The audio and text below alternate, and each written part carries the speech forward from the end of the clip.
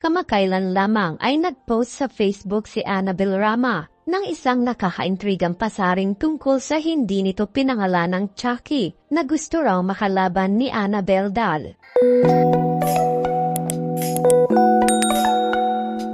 Si Chucky ay isang demon doll mula sa sikat at classic horror movie na Child's Play noong 1988, habang si Annabel Dal naman ay ang possessed doll sa Annabelle film series. Mabilis na kumalap ng samot-saring reaksyon at komento mula sa mga netizens ang post na ito ni Annabel.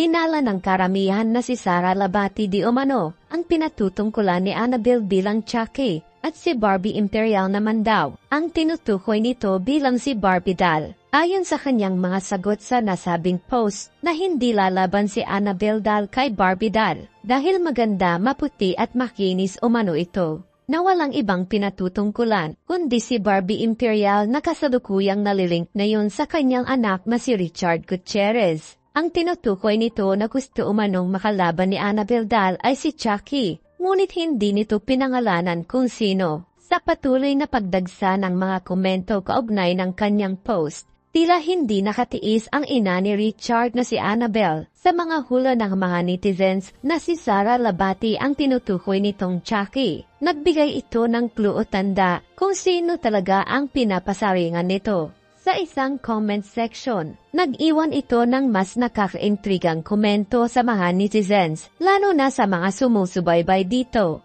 Saad sa kanyang post, mali ang hula niyo kung sino si Chucky. Bagay na nireplyan naman ng isang sikat na social media personality na si Senyora. Humirit si Senyora ng initials ni Chucky. Mabilis namang nireplyan nito ni Annabel. Senyora, matalino ka day. Dapat alam mo na. Hindi S kundi E. Dahil sa ibinigay na initial ni Annabel, nabaling ang atensyon ng mga netizens sa ina ni Sara na si Esther Labati, na ito umano ang tunay na pinaparinggan nito. Nalaman ito ng ina ni Sara Labati nang may isang netizens ang nagpaabot dito tungkol sa pasaring ng ina ni Richard.